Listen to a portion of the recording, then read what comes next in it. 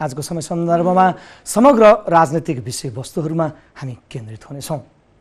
यो सरकारको काम कारबाही कस्तो छ भन्यो भने विपक्षीलाई सोध्यो भनेदेखि यो सरकार निकम्मा छ भन्छ र सत्ता पक्षलाई सोध्यो भने हामीले अभूतपूर्व काम गरिरहेछौँ। भ्रष्टाचारीहरूलाई नजिकबाट निहालेर जे काण्डहरू छन् त्यसको पर्दाफास गरेर हामी अगाडि बढिराखेका छौँ।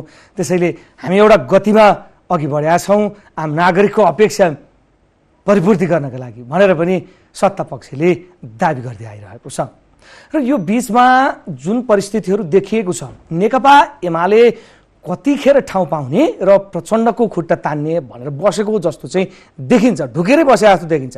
किनकि जलहरी काण्डमा पनि संसदमा उभिएर प्रचण्डलाई माफी माग्न बाध्य बनाइदिए ओलीले भने अहिले जुन पछिल्लो अभिव्यक्ति जुन थियो सरदार प्रीतम सिंहको जुन किताब विमोचनका क्रममा उहाँले बोल्नुभएको अभिव्यक्तिलाई लिएर पनि लगभग त्यस्तै परिस्थिति सृजना ओलीले गरिदिनु भयो। बारम्बार उहाँले प्रचण्डको राजीनामा चाहिँ आउनु पर्यो भनेर अडिग रहेर संसद अवरुद्ध पनि गर्नुभयो। एमालेको चरित्र चाहिँ संसद अवरुद्ध गर्ने हो कि जस्तो पनि देखिएको छ। यिनै सेरोफेरो र नयाँ भनिएका दलहरू पनि छन्। संसदमा तिनीहरूको भूमिका कस्तो छ, विशेष गरी राष्ट्रिय स्वतन्त्र पार्टीको भूमिका कस्तो रहेको छ र अहिले जुन उदाएको छ 1 सिटको 74 सालमा 1 सिटको जुन परिस्थिति थियो त्यो परिस्थितिलाई 14 सिटसम्म पुर्याउन सक्ने हैसियत राख्ने अर्को एउटा दल छ, त्यसले पनि आफ्नो भूमिका कसरी निर्वाह गरिरहेको छ।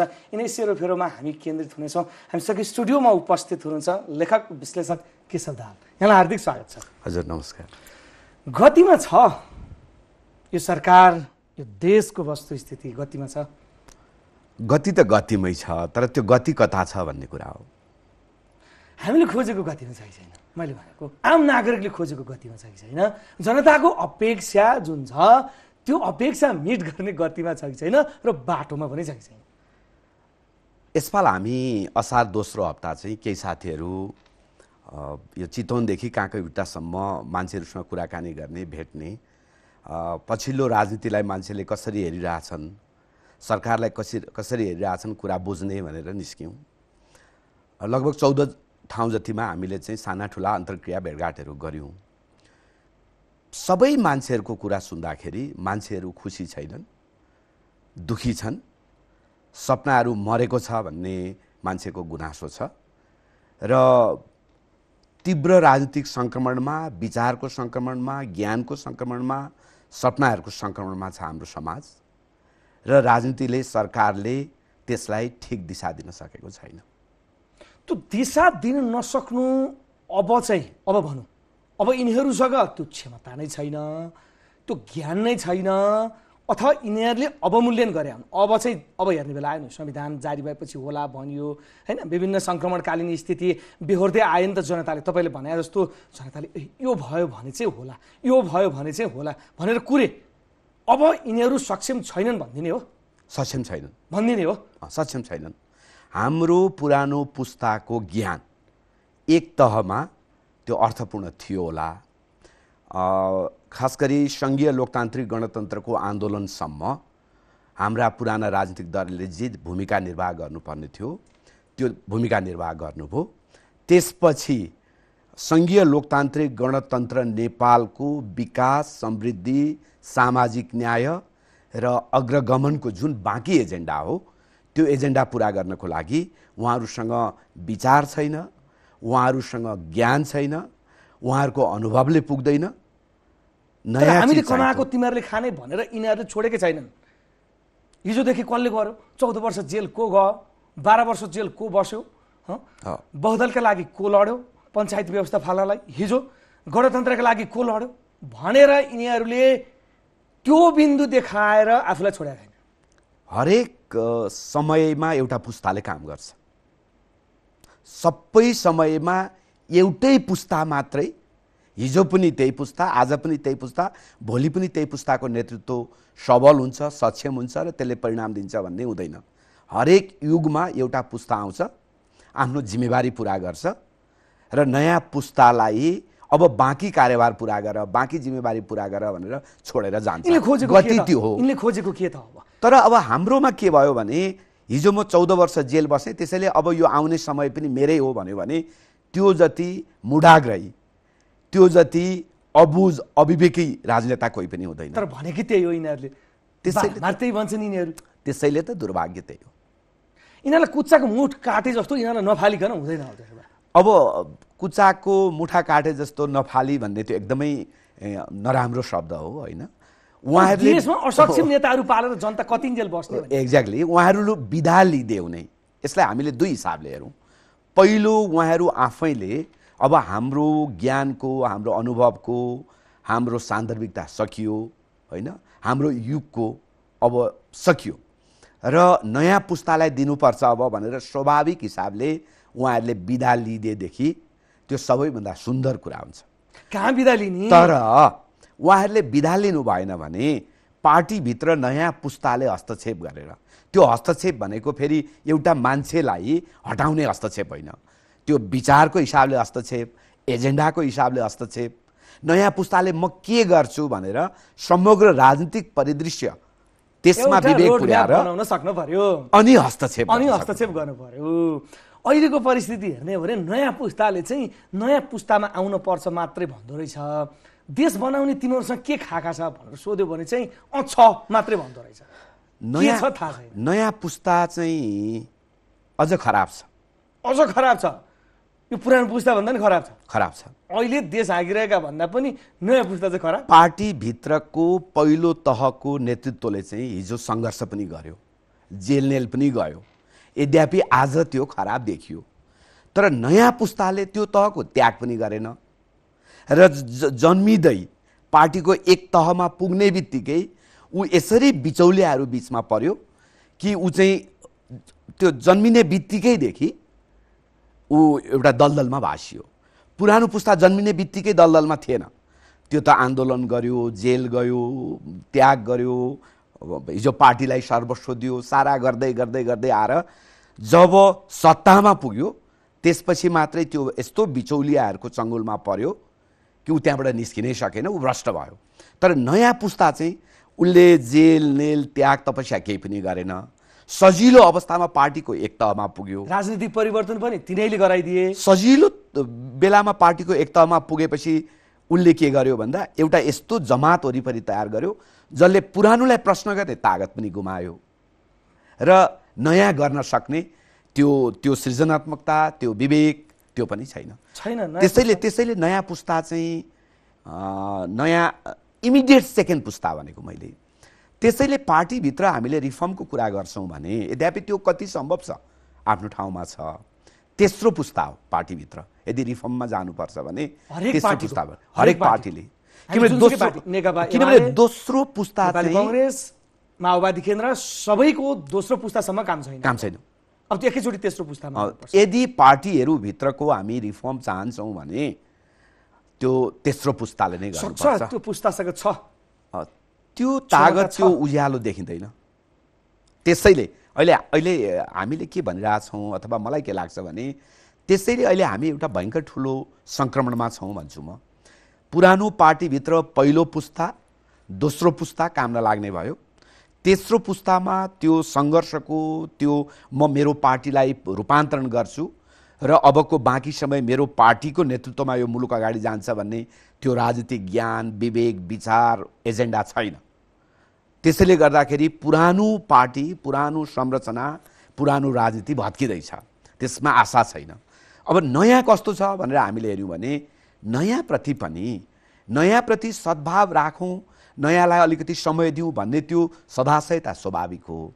तर नयाँले पनि राजनीतिक सुझबुझ, राजनीतिक विवेक होइन, यो मुलुकलाई अबको 20 वर्षमा म यहाँ पुर्याउँछु र यो मुलुक भनेको के हो भने यहाँको विविधता हो, यहाँको तल भुइँमा काम गर्ने मान्छेहरूदेखि लिएर यहाँका उद्योगपति व्यापारीहरू, यहाँको चाहिँ समग्र पक्ष हो, वर्गीय, जातीय, क्षेत्रीय, लैङ्गिक यावत समस्याहरू समाधान गरेर एउटा समृद्ध, एउटा न्यायपूर्ण, एउटा पूर्ण लोकतान्त्रिक मुलुक बनाउँछु म भन्ने एउटा राजनीतिक जुन सपना चाहिन्छ, नयाँ पार्टीहरूमा अलिकति त्यो सपनाको म चाहिँ कमी देख्छु। त्यसैले पुरानो भत्किँदैछ, नयाँ कस्तो बन्छ भन्ने कुरा देखिँदैन। त्यसैले हामी सङ्क्रमणमा छौँ भन्ने लाग्छ मलाई। अब पुरानो र जुन ट्रान्जिसनल भन्नुभयो तपाईँले, सङ्क्रमणकालीन फेज राजनीतिको पुरानो पुस्ता त अझै छोड्न चाहदैन। तपाईँले देउबा अझै प्रधानमन्त्रीको अपेक्षा गरेर बसिरहनु भएको छ। ओलीजीले आफैलाई फेरि पार्टी हाँक्नको लागि 70 वर्षीय हदम्याद हटाइसक्नुभयो। प्रचण्डजीले पनि राजनीतिबाट बिदा लिने कुनै सङ्केत गर्नुभएको छैन। अझै 5-10 वर्ष त यिनले आफूलाई पोजिसनमै राख्ने वस्तुस्थिति देखिन्छ। अब के हुन्छ त त्यसो भए? आउने चुनावले देखाउँछ।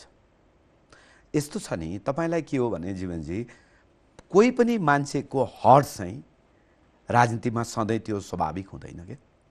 एउटा समय आएपछि कि त एउटा स्वस्थ शानदार बहिर्गमन मान्यताहरू जानुपर्छ। यदि उहाँहरू शानदार बहिर्गमनलाई, सम्मानपूर्ण बहिर्गमनको त्यो अवसरलाई इन्कार गर्नुहुन्छ भने युगले उहाँहरूलाई चाहिँ पतिङ्गर बनाइदिन्छ। प्रश्न के हो भने तपाईँ आफ्नो बचे खुचेको इतिहासलाई जीवित राखेर बाँकी समय सम्मानित जीवन बिताउन चाहनुहुन्छ कि तपाईँ पतिङ्गर बन्नुहुन्छ र मिल्काइनुहुन्छ? जनताले मत चाहिँ फेरि हालिदिइरहने, फेरि जिताइदिइरहने फेरि तिनै पुस्तालाई फेरि के रहेछ यो? आम नागरिकको तर्फबाट हेर्दाखेरि तपाईँले आम नागरिकको अपेक्षा पुरा भएन, तपाईँले इन्ट्रेक्सन गरेँ मैले भन्नुभयो, भर्खरै मात्र यहाँले त्यो काम पनि गर्नुभयो, अनि तपाईँले भोट चाहिँ किन हाले तिनीलाई भनेर सोद्धा चाहिँ के भने? यस्तो छ नि, हाम्रोमा 3-4वटा परिस्थितिहरू बन्यो। 46 साल एउटा ठुलो उत्साहका साथ आयो। पार्टीहरू चाहिँ काङ्ग्रेस कम्युनिस्ट पार्टीहरू चाहिँ नयाँ थिए। स्वाभाविक हिसाबले 10 वर्ष जति काङ्ग्रेस कम्युनिस्टमा नै मत हाल्नु स्वाभाविक थियो मान्छेलाई, होइन? त्यसपछि 51 सालको अर्को आँधीबेरी आयो। हामी एकदम ठुलो चाहिँ उथलपुथलमा पऱ्यौँ। मान्छेले त्यो आँधीबेरीभन्दा बाहिर सोच्ने अवसरै भएन र 62-63 पछि यति ठुलो पार्टीकरण भयो हाम्रो नेपाली समाज कि हरेक मतदाता त्यो चाहिँ स्वतन्त्र मतदाता रहेन।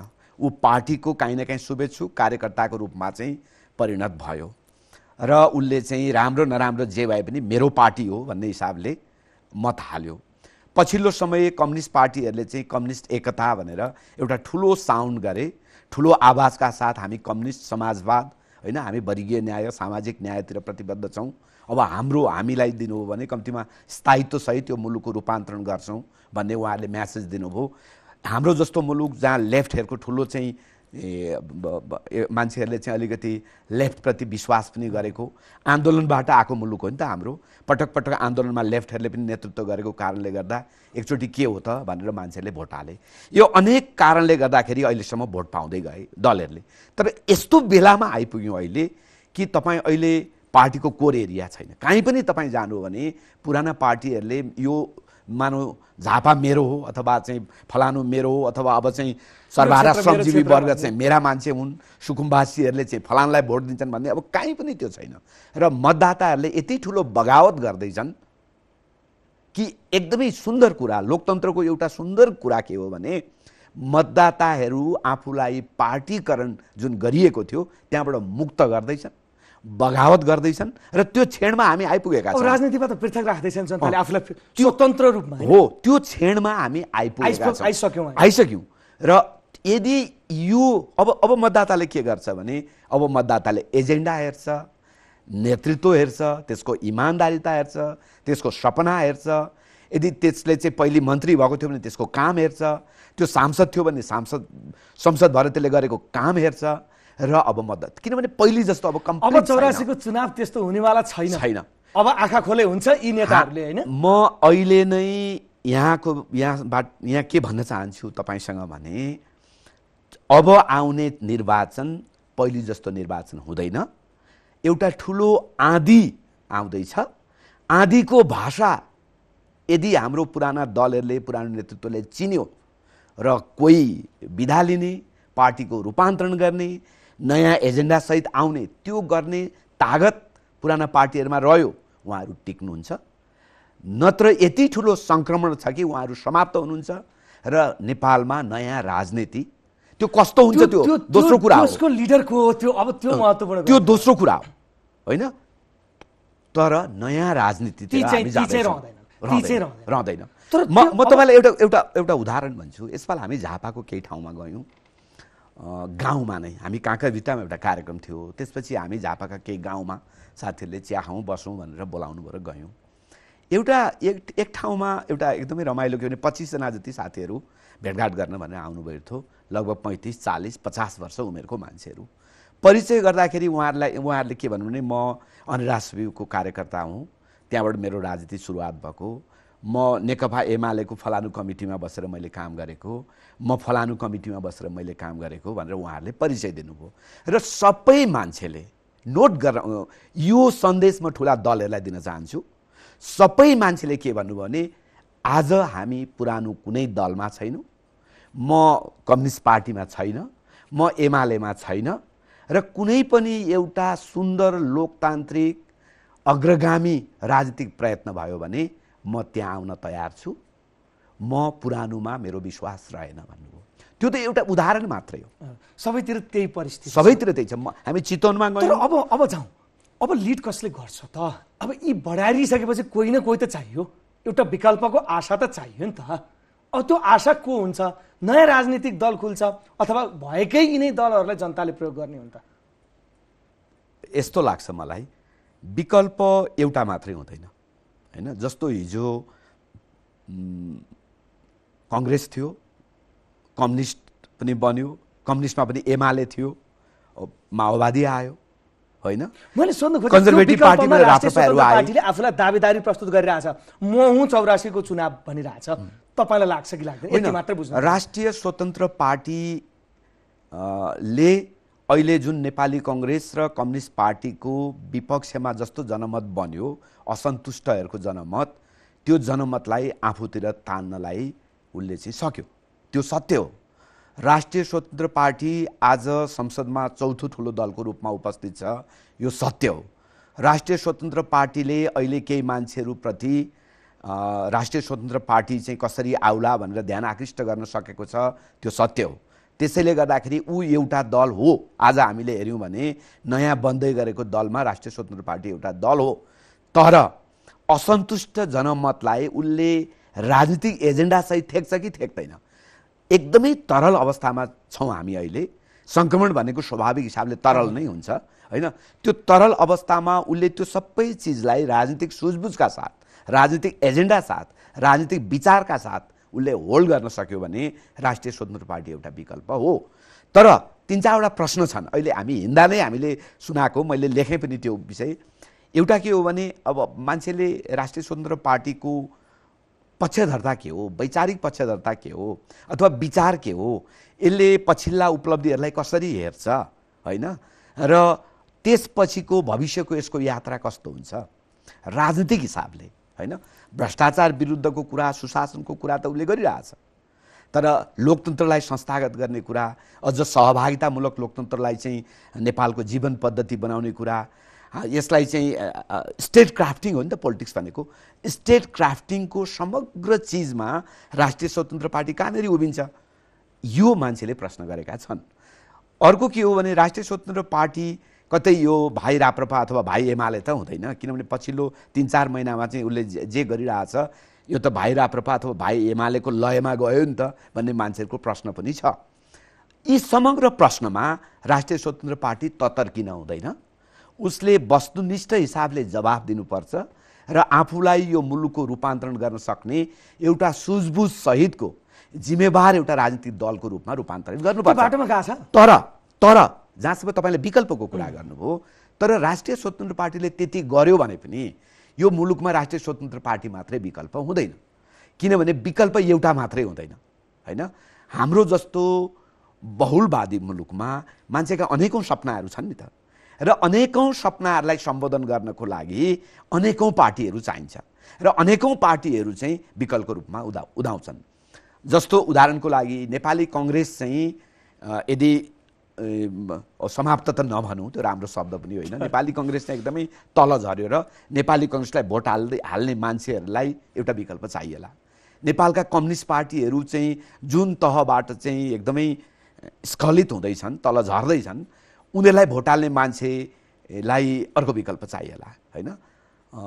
त्यो विकल्प ठ्याक्कै कम्युनिस्ट पार्टीकै अर्को कम्युनिस्ट पार्टी हुँदैन, त्यो चाहिँ तर कम्युनिस्ट पार्टीले जे भने र जहाँनेरि उनीहरू चुके, जहाँनेरि उनीहरूले मान्छेका सपनाहरू पुरा गर्न सकेनन्, त्यो चिज समातेर जाने एउटा विकल्प होला।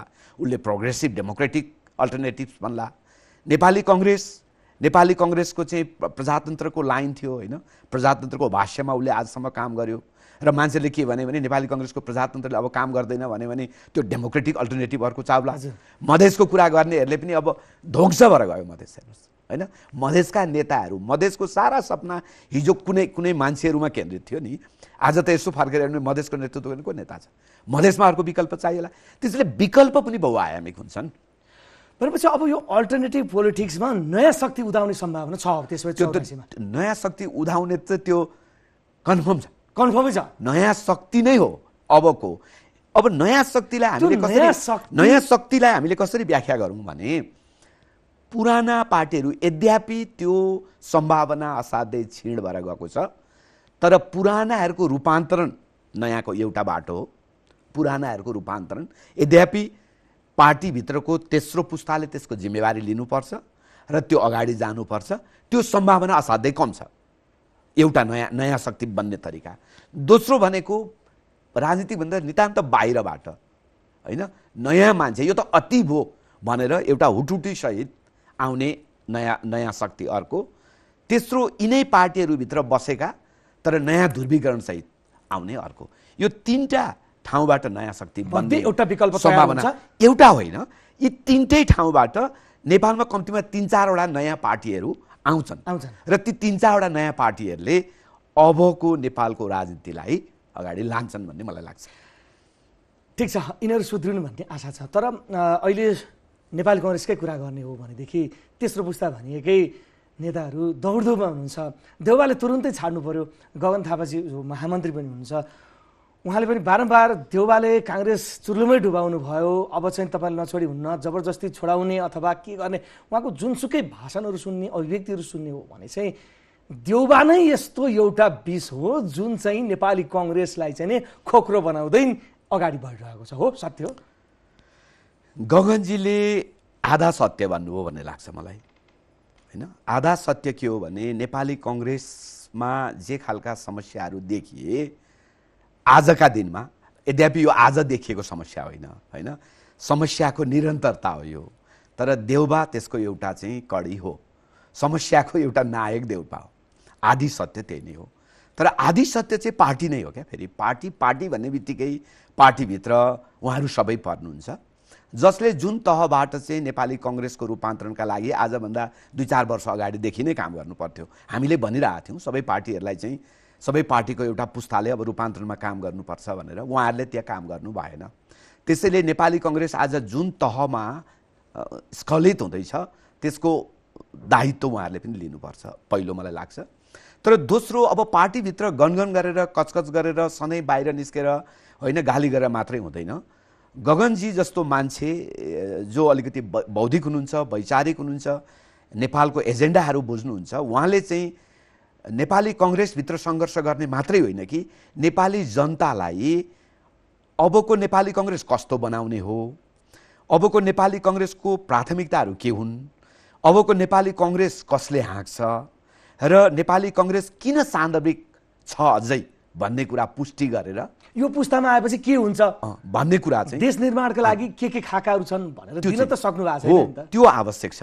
नेपाली कङ्ग्रेसमा ल शेरबहादुर देउबा पछि ठिक छ, शेरबहादुर देउबाको त के कुरा गर्ने होइन, उहाँ त तपाईँको चाहिँ अब मलाई लाग्छ उहाँ धेरै कमजोर मान्छे हो। नेपाली कङ्ग्रेस किनभने राजनीति भनेको पार्टीभित्र मात्रै छैन नि, पार्टीभित्र मात्रै राजनीति हो भने नेपाली कङ्ग्रेसमा शेरबहादुर देउबा बलियो हुनुहोला, तर राजनीति भनेको त आम पिपुल पनि छ नि त। राजनीतिमा जनताको आँखाबाट नेपाली कङ्ग्रेसलाई र शेरबहादुर देउबालाई हेर्नुभयो भने शेरबहादुर देउबा असाध्यै कमजोर हुनुभयो। अब शेरबहादुर देउबालाई गाली गरेर, त्यति कमजोर मान्छेलाई गाली गरेर अब नेपाली कङ्ग्रेस कहीँ पनि पुग्दैन, छैन। महामन्त्रीले त्यो गाली गर्नु पर्दैन, किनभने शेरबहादुर देउबा पार्टीभित्र पो बलियो होला त। नेपाली कङ्ग्रेसमा शेरबहादुर देउबा जति कमजोर मान्छे जनताको आँखामा। तर पार्टीभित्र पनि गाली गरिरहनु भन्दा एउटा प्रक्रियागत विधानत प्रक्रियागत रूपमा चाहिँ उहाँलाई चाहिँ बर्खास्त गर्ने अथवा त्यो प्रक्रियामा गएर उहाँलाई परास्त गरे त भइहाल्यो भन्ने पनि छ नि एउटा आशय होइन। होइन, उहाँहरूले पार्टीभित्रको आन्तरिक सङ्घर्षलाई अगाडि बढाउने त्यो आफ्नो ठाउँमा छ, तर गगनजीले चाहिँ त्यति मात्रै गरेर गगनजीको दायित्व पुरा हुँदैन। आम नागरिकको दायित्व त्यहाँ छ। गगनजीको दायित्व चाहिँ के हो भने नेपाली राजनीतिमा जसरी होपहरू सकिँदैछन्, आशाहरू सकिँदैछन्, राजनीति जसरी एउटा एकदमै टपलटुइया खेल जस्तो हुँदैछ होइन, राजनीतिमा एजेन्डाहरू जसरी गम्भीर एजेन्डाहरू किनारातिर लागे र लोक रिज्याइ हाबी हुँदैछ, यस्तो बेलामा गगनजीहरूले चाहिँ पार्टीभित्रको अन्तरसङ्घर्ष गरेर मात्रै पुग्दैन। उहाँहरूले पार्टी बाहिर मुलुक जनता यहाँको युवा वर्गलाई अपिल गर्न सक्नुपर्छ कि नेपाली कङ्ग्रेस र यसका एजेन्डाहरू के हुन्, यदि त्यो एजेन्डाहरू पुरा गर्ने उहाँहरूको अहिलेको संरचनाले सक्दैन भने कस्तो संरचना चाहिन्छ र त्यसका लागि उहाँहरूको अपिल के हो त्यो कुरालाई स्पष्ट रूपमा जनताको माझ राखिदिनु पर्यो। त्यो भन्नुपर्छ, जसले गर्दाखेरि मान्छेलाई के होस् भने केही त भइरहेछ होइन, राजनीतिमा एकदमै खाली छैन, राजनीति एकदमै रसातलमा छैन कि राजनीतिक पार्टीभित्रै पनि केही त भइरहेछ जसलाई लिएर चाहिँ हामी आशा गर्न सक्छौँ, तर त्यो देखिँदैन। अन्तिममा छु म, थोरै समय बाँकी छ। ओलीले प्रचण्डलाई बारम्बार सदनमा उभिएर माफी माग्न बाध्य बनाउनु भएको छ, मैले भने पनि सही हो? सही हो, तर यो खुद्रा मसिना कुरा हुन् क्या। वास्तवमा मलाई कस्तो लाग्छ भने आजको दिनमा 2 दिन संसद बन्द गर्ने, उसले यस्तो बोल्यो भनेर त्यसमा माफी माग्न लगाउने, बोलेको कुरामा कचर पचर गर्ने, एउटा पार्टीको अध्यक्षलाई महामन्त्रीले चाहिँ असाध्यै गाली गर्दै हिँड्ने, यो आजको दिनमा यी सबै खुद्रा मसिना कुरा हुन्। आजको दिनको प्राथमिकता के हो भने आशा सकिएको छ, राजनीति स्खलित हुँदैछ होइन, लोक रिज्याइ हाबी छ, लोकतन्त्र माथि नै गम्भीर प्रश्नहरू उठ्ने स्थिति देखिँदैछ। यति धेरै हल्का, यति धेरै सतै, यति धेरै टपलटुइया भएर गयो हाम्रो राजनीति कि यसले एजेन्डाहरू छोड्यो, गम्भीर राजनीतिक एजेन्डाहरू छोड्यो र यही सङ्क्रमण निरन्तर अगाडि जाने हो भने हामी साँच्चै अप्ठ्यारोमा पुग्छौँ। आजको दिनमा पार्टीभित्र पार्टी बाहिरका सचेत मान्छेहरूले खुद्रा मसिना कुरा होइन, यो राजनीतिलाई गम्भीरतातिर कसरी फर्काउने, यो राजनीतिलाई लयतिर कसरी फर्काउने, छुटेका एजेन्डाहरूलाई चाहिँ मूलधारमा कसरी ल्याउने र आउने चुनावसम्ममा दलहरूलाई कसरी सफा गर्ने, राजनीतिलाई कसरी सफा गर्ने, जनतालाई कसरी आशा दिने र देशलाई एउटा लयमा, राज्यलाई साँच्चै एउटा चाहिँ उन्नत चरित्र, लोकतान्त्रिक चरित्र सहितको एउटा समुन्नत राज्य कसरी बनाउने भन्ने दिशामा डिबेट गर्ने बेला ओलीजी खुद्रे खेल खेलिरहेछ। एकदमै खुद्रे, ओलीजी मात्रै होइन, हाम्रो दलका सबै मान्छेहरू अहिले खुद्रे खेलमा हुनुहुन्छ। खुद्रे खेल यो खेलले हामीलाई कहीँ पनि पुर्याउँदैन। आज प्रजातन्त्र पार्टीले नै राजीनामै माग्यो, उहाँको नि खुद्रे खेलै त भयो। यो सबै खुद्रे खेल, खुद्रे खेलै भयो। किनभने तपाईँ ठुलो पहिरो जाँदैछ होइन, ठुलो सङ्कट अर्कै छ, तपाईँ यहाँ तपाईँ चाहिँ जोक भनेर बस्नुभएछ, के अर्थ हुन्छ? पहिरो झर्दैछ, गाउँ जाँदैछ, तपाईँ 2टा किला तल बाँसका 2टा घोचा बोकेर म पहिरो थाम्छु भनेर बस्दै हुन्छ, के हुन्छ त्यसले? त्यसैले आज तपाईँको खुद्रा कुराले 2 दिन संसद अवरुद्ध गरेर आत्मरति, मैले आज प्रचण्डलाई माफ माग्न लगाएँ, आज हाम्रा बाले यसरी भाषण गरेर त्यसलाई थर्काउनु भयो, आज चाहिँ यसले काम गर्दैन। ठुलो आँधी, यो आँधीको भाषा के हो? यो आँधीको भाषा बुझेर आशाहरू सहित आशा जागृत गरेर अगाडि जानुपर्छ। त्यो राजनीति आवश्यक छ। आज त्यतातिर जाने बेला हो यो, तर त्यता जाने त देखिँदैन। त्यसैले त हाम्रो अनुरोध नै के हो भने कुरा अर्कै छ है नेताजीहरू, सोच्नुहोस्, विचार गर्नुहोस्, तपाईँहरूको ठेगान चाहिँ जनता लगाइदिन्छन्, नत्र राम्रा दिन छैनन् अगाडि। छैन, हेर्दै जाउँ, सचिनुहोस्, अझै पनि समय चाहिँ छ। यो समय धेरै पर्खिँदैन, अब समय धेरै हुन्छ। आजको लागि यो विचारको लागि तपाईँलाई धेरै धेरै धन्यवाद। Thank you so much. दर्शक, आजको लागि समय सन्दर्भको समय सक्यो, आज्ञा दिनुहोस्। नमस्कार।